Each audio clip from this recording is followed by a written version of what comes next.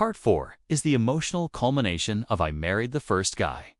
It focuses on Claire's journey of acceptance, reconciliation, and mature understanding of love. After navigating the tension stirred by her past with Luke in Part 3, she now must reflect on her current life, embrace her feelings responsibly, and find peace in her choice to commit to Daniel. This part is critical because it resolves the romantic and emotional arc while keeping the story realistic, heartfelt, and relatable. The story opens with Claire still processing the encounters with Luke, while part of her heart had been stirred by nostalgia and longing. She begins to recognize the difference between passion and enduring love. Luke had been her first love, the spark of youthful excitement, the thrill of discovery, the intensity of feeling someone who understood her in ways no one else could at the time. That love, however, was formed under the conditions of adolescence and early adulthood, a stage of life where desire and curiosity often outweigh the measured understanding that comes with experience. Claire reflects on the lessons she has learned since her youth. Life with Daniel has given her more than comfort. It has taught her the beauty of patience, understanding, and emotional intimacy. She remembers quiet mornings where he makes her coffee just the way she likes it, evenings where they share laughter over mundane tasks, and moments where he supports her dreams without judgment. These are not the kind of moments that thrill like first love, but they are profoundly fulfilling. They demonstrate that love is not always about fireworks, is often about steady warmth, care, and shared growth. One evening after work, Claire decides to talk openly with Daniel about her feelings and the recent encounters with Luke. She chooses honesty over avoidance, understanding that true partnership is built on trust and communication. Daniel listens without interruption, holding her hand and meeting her gaze with unwavering attention. "I won't lie," he says softly.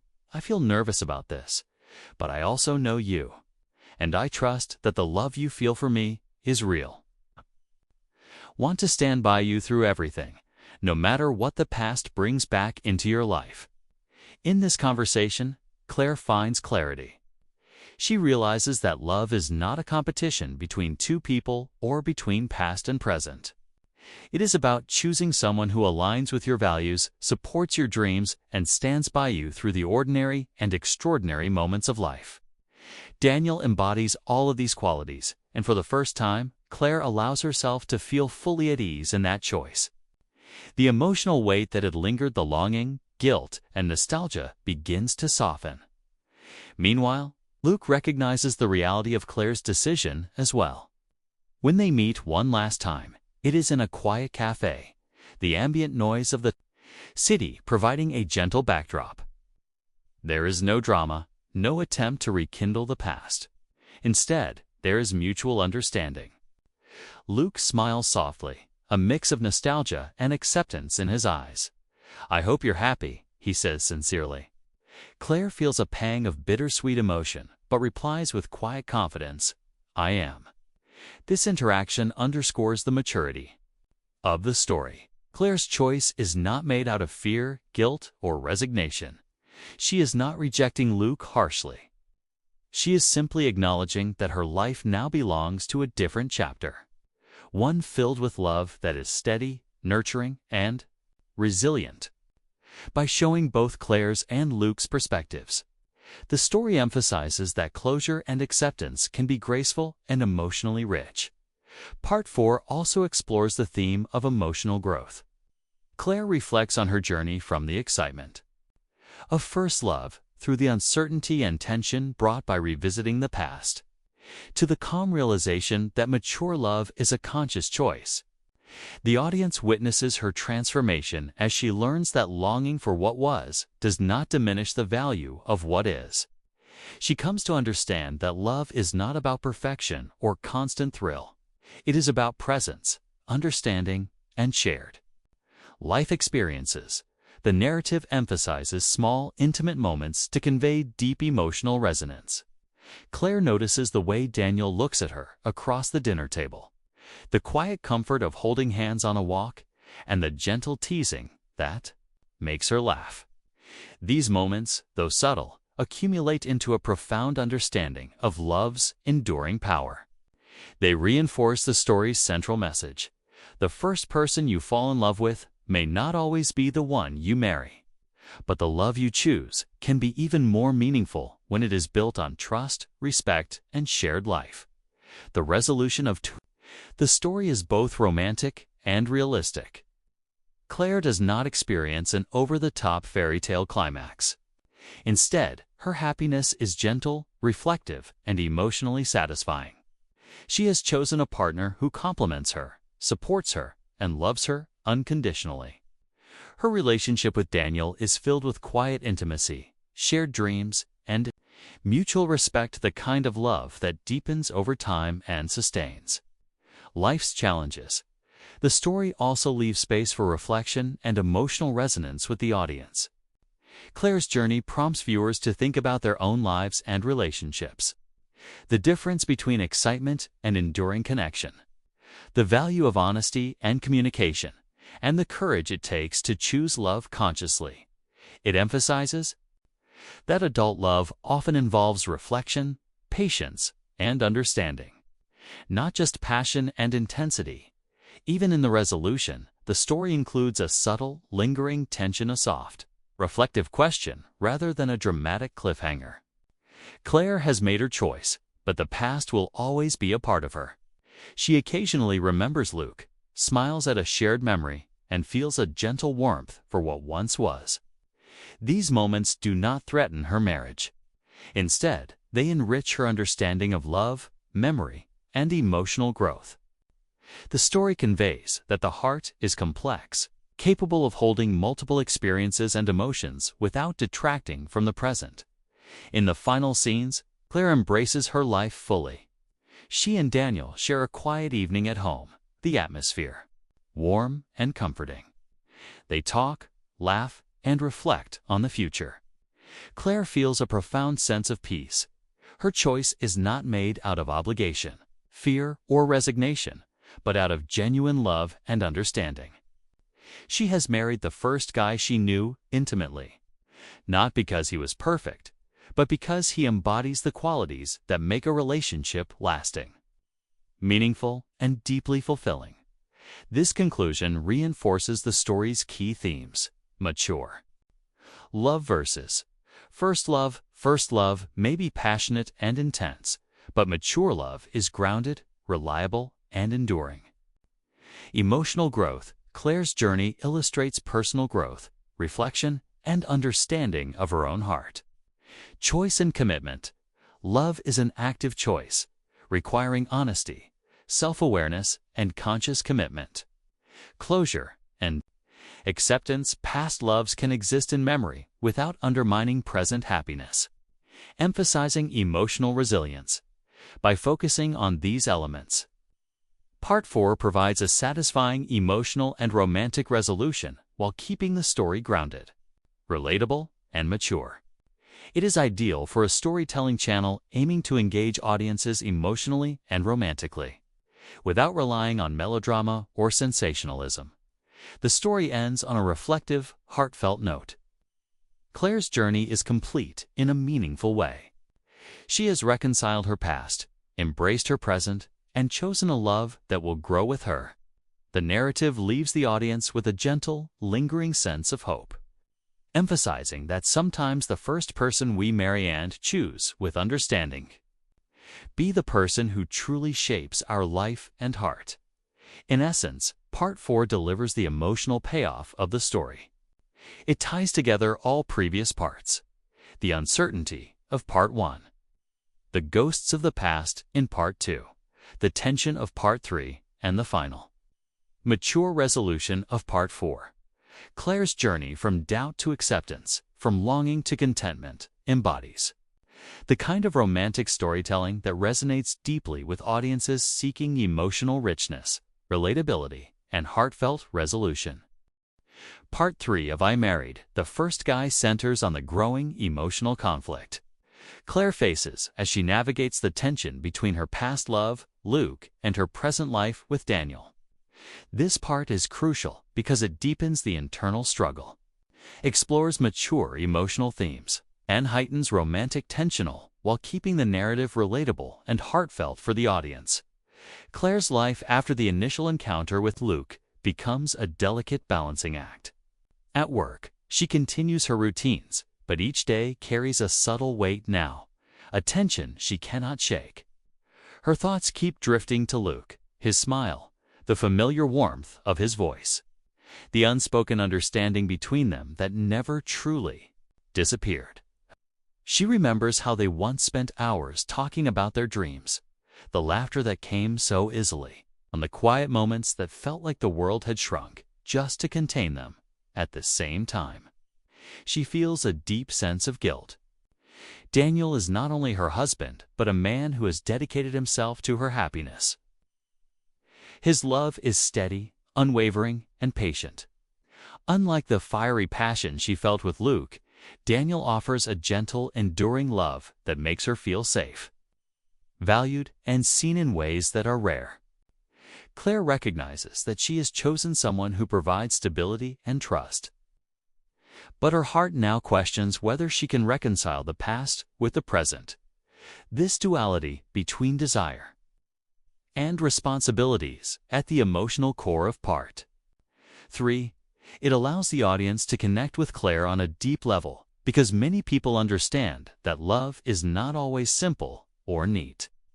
Real life, particularly adult love, often comes with competing emotions, lingering memories, and moments of doubt. One evening, Claire stays late at the office. The city lights glimmer in the rain-slick streets below, and the office is quiet except for the soft hum of computers and the occasional rustle of papers. Luke finds her on the terrace, where the wind plays with her hair, and the sky is a deep shade of twilight. The setting is intimate without being dramatic, reflecting the nuanced, mature tone of the story. "I can't stop thinking about you," Luke says quietly, almost as if confessing a private truth.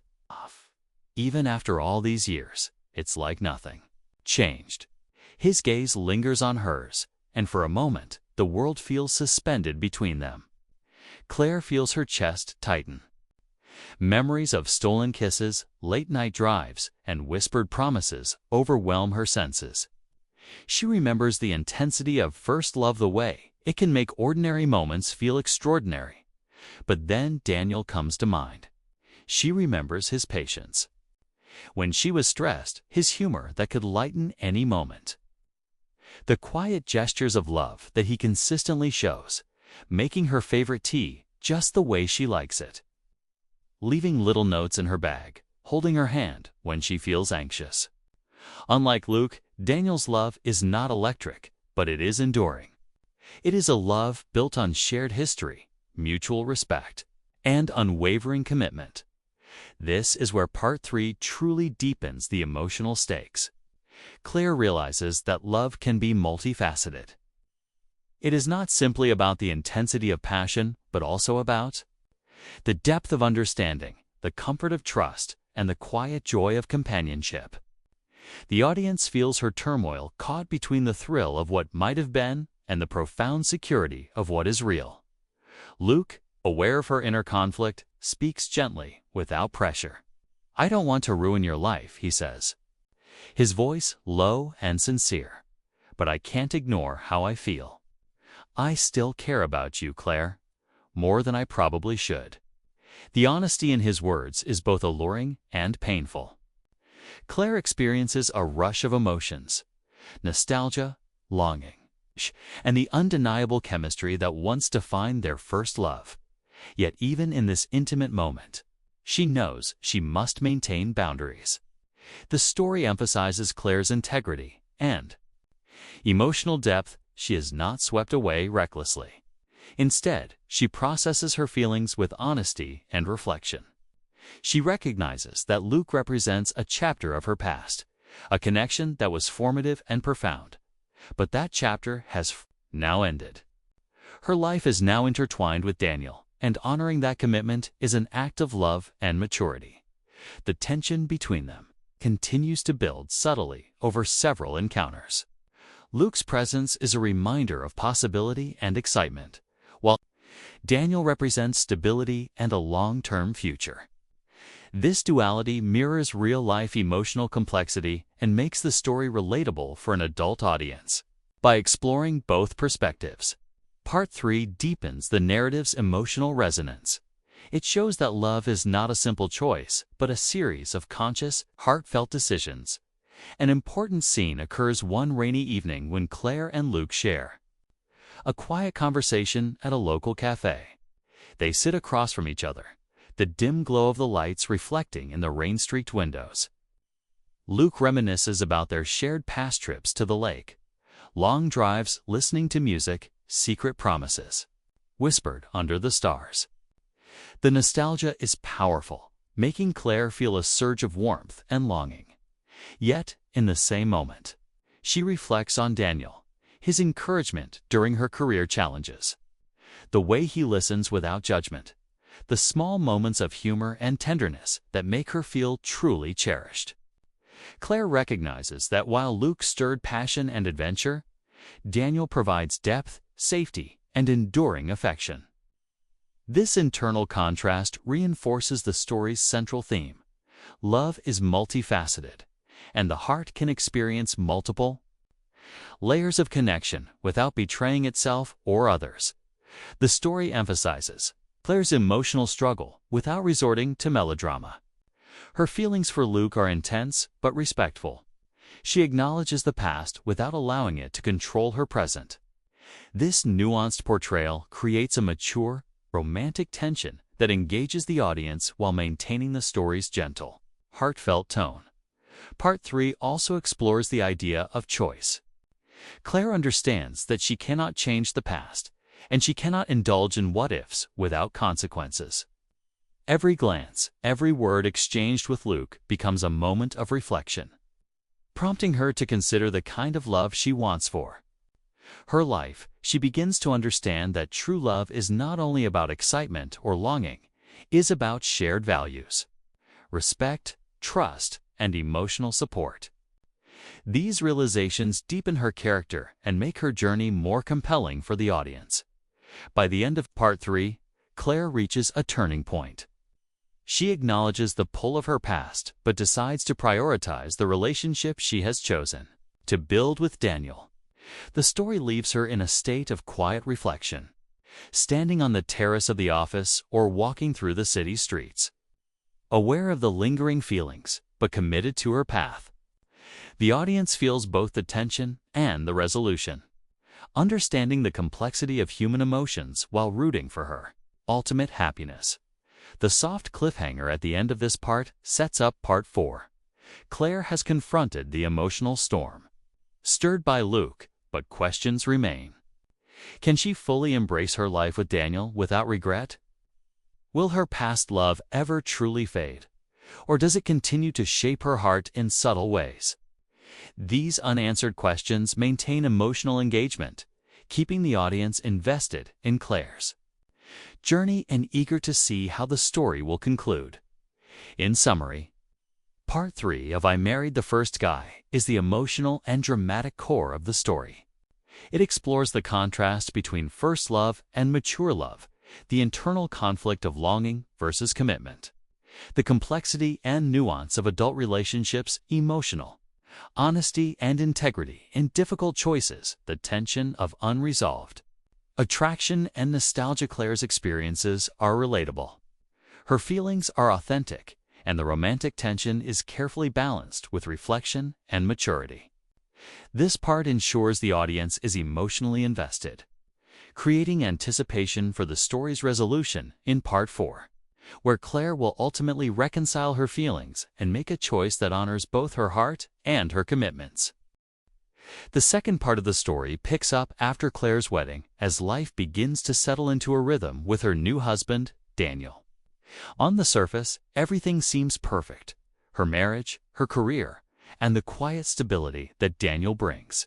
But just beneath that calm exterior, Claire's heart is quietly wrestling with the echo of her first love, Luke Parker. It begins in a familiar place, her workplace.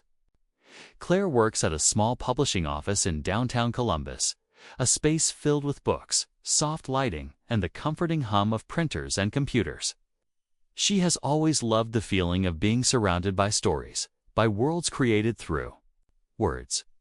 Work has been her sanctuary, a place where she can focus, create, and escape the quiet tension she sometimes feels at home. A tension she cannot quite name yet. One rainy afternoon, as droplets streak the windows and the office smells faintly of coffee and damp earth, the unexpected happens. The door swings open, and a familiar figure steps into the room. Claire freezes for a brief, disbelieving moment. It's Luke. Time seems to stall. Luke has not changed dramatically in the years since high school, yet there is a new depth to him. A quiet maturity that mirrors the distance life has put between them.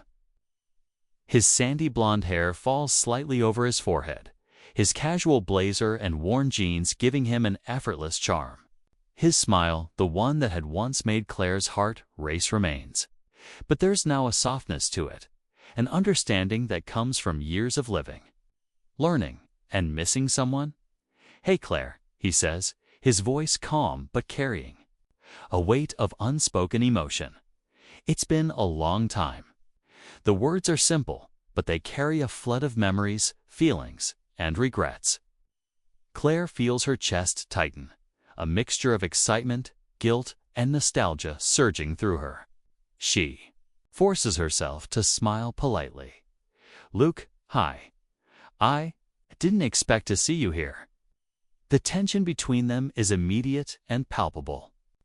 Luke's eyes linger on her, and in that glance, Claire feels years of history pass in a heartbeat, the laughter of high school nights, the stolen moments when they would meet secretly in quiet corners of their town, the longing and passion that had defined their first love.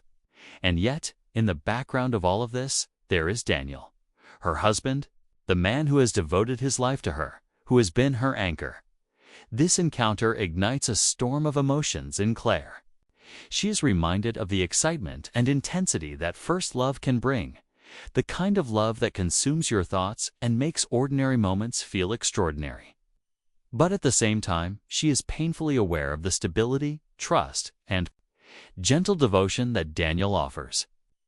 These two sides of her heart, one fiery, one steady, begin to tug at her in opposing directions.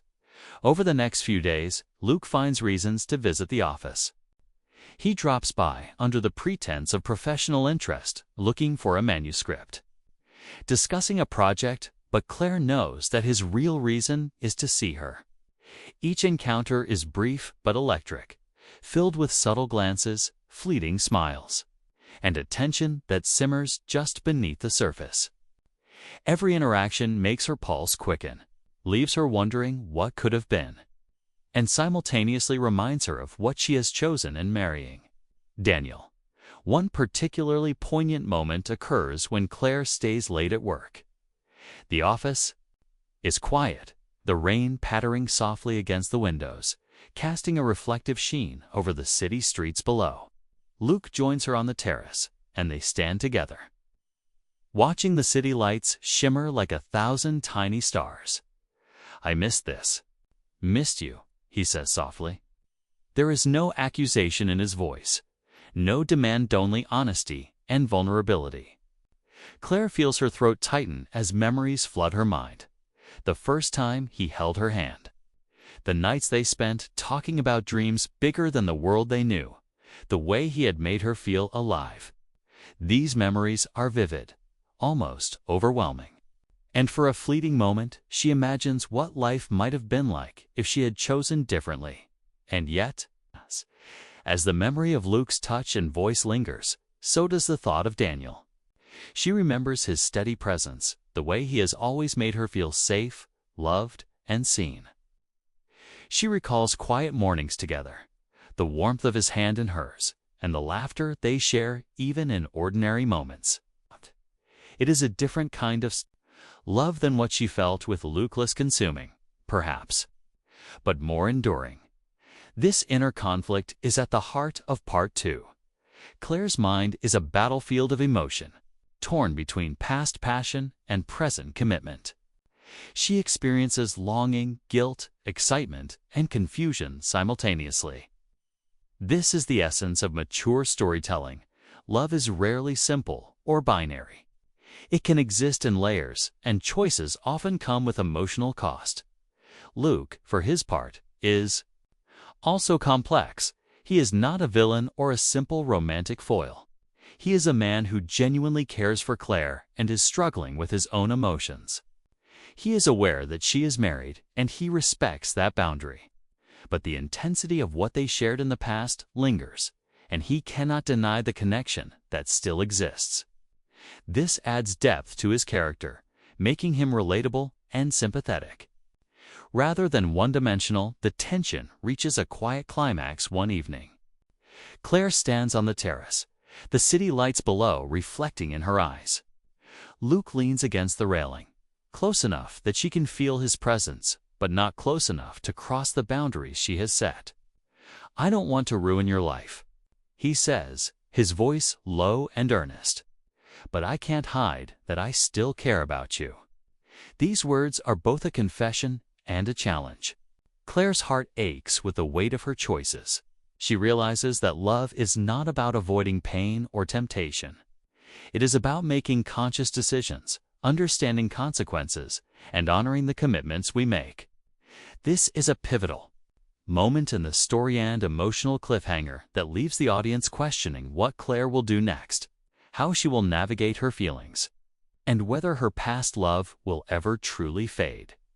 Part 2 also explores the theme of memory and its power. Memories of first love are not static. They evolve, haunt, and sometimes tempt us to reconsider the paths we have chosen.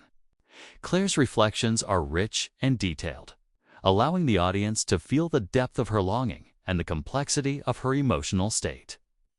By showing both her inner thoughts and her interactions with Luke, the story creates an immersive experience, making the audience empathize with her dilemma. The narrative also emphasizes the contrast between different kinds of love. Luke represents the thrill, passion, and unpredictability of first love. Daniel represents stability, understanding, and the kind of enduring connection that forms the foundation of a lasting marriage. Claire's emotional journey highlights the nuanced reality of adult relationships. Love is not always about instant gratification or dramatic passion. It is also about trust, patience, and mutual respect. By the end of Part 2, Claire is left at a crossroads. The audience senses the tension, the quiet, simmering question of whether she will succumb to the pull of the past or reaffirm her commitment to the present. This sets the stage for Part 3, where the conflict between heart and choice will become more pronounced, and Claire's emotional journey will deepen further. In summary, Part 2 of I Married the First Guy expands the story's emotional landscape. It introduces Luke as both a catalyst and a mirror, reflecting the intensity of youth and the possibilities of life paths not taken. Claire's internal conflict becomes the driving force, creating suspense, emotional depth, and a relatable exploration of love, longing, and the complexity of human relationships. The story masterfully balances romantic tension with mature reflection, making the audience invested in her choices and eager to see how she will navigate the challenges ahead. The part closes with a subtle, lingering hook. Claire knows she must make sense of her feelings, but she is unsure whether her heart will ever settle completely. This unresolved tension keeps the audience emotionally engaged, setting up the drama, romance, and emotional resonance of the next part. The story begins with Claire Whitman standing in a small chapel in Ohio, dressed in her wedding gown. The sunlight filters through the tall, arched windows, painting soft patterns on the polished wooden floor. The quiet hum of the organ plays gently in the background, mingling with the faint rustle of fabric as guests settle into their seats. From the outside, it looks like a perfect classic wedding scene from a romance movie, but inside Claire's mind, everything feels complicated. Claire is not a woman who has ever dreamed in cliché terms of the perfect wedding. She had imagined love as something more passionate, more dramatic, like the stories she read in novels during her teenage years. But life, she realizes, often follows a different rhythm. And here she is about to marry Daniel, a man she has known since high school, a man who is patient, kind, and endlessly dependable. There is comfort in that, yes. But there is also a whisper of doubt, a fleeting thought that she cannot fully ignore, as she adjusts the lace on her shoulders and gazes into the mirror. Claire reflects on how life brought her here. She recalls her younger self, a girl with messy hair and dreams bigger than the small town she grew up in. In high school, she had imagined grand adventures, late-night conversations under the stars, love that would ignite like fireworks. And she had briefly believed she found it in her first crush, a boy named Luke Parker. Their connection was electric, undeniable, filled with the sort of intimacy that comes when two souls are inexplicably drawn to each other. But life had pulled them in different directions, as it so often does. College distance and ambition separated them, leaving Claire with memories that felt like bittersweet ghosts. Daniel had always been in her life, quieter but constant. While Luke represented the thrill of first love, Daniel was the embodiment of stability and trust. He was the type of person who noticed the little things: how Claire liked her coffee, how she tended to fidget when she was nervous, the way she hummed softly when lost in thought. He was the man who had walked her through heartbreaks, celebrated her achievements, and been there when life felt heavy. Claire knew, deep down, that a life with Daniel would be calm, secure, and loving. And yet, she could not shake the small, insistent question in her heart: am I settling, or am I choosing wisely? The ceremony itself is a blend of tradition and quiet intimacy. Claire steps forward slowly, each step echoing in the hushed chapel. Daniel stands at the altar, dressed in a classic black tuxedo, a small, nervous smile playing on his lips. The sight of him brings a strange mixture of relief and anxiety: relief that someone loves her so steadfastly, anxiety that the excitement she once craved feels muted. As she approaches him, their eyes meet, and for a moment, the world outside, the chapel, ceases to exist. She sees the sincerity in his gaze, the way his hand shakes ever so slightly as he prepares to take hers. And she realizes that love can exist in many forms, not just in fiery passion, but in quiet devotion. The vows are exchanged with trembling voices and gentle pauses. Claire hears the words, feels the sentiment, but also senses the deeper layers of life waiting beyond this moment. Marriage is not just a promise of love, it is a promise of growth, compromise, and shared dreams.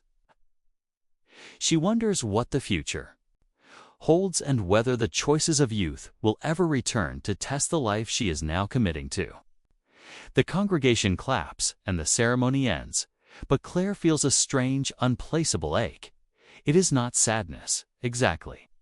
It is the awareness that life is unpredictable, that love can be complicated, and that she has chosen a path that is both comforting and challenging in its own quiet way.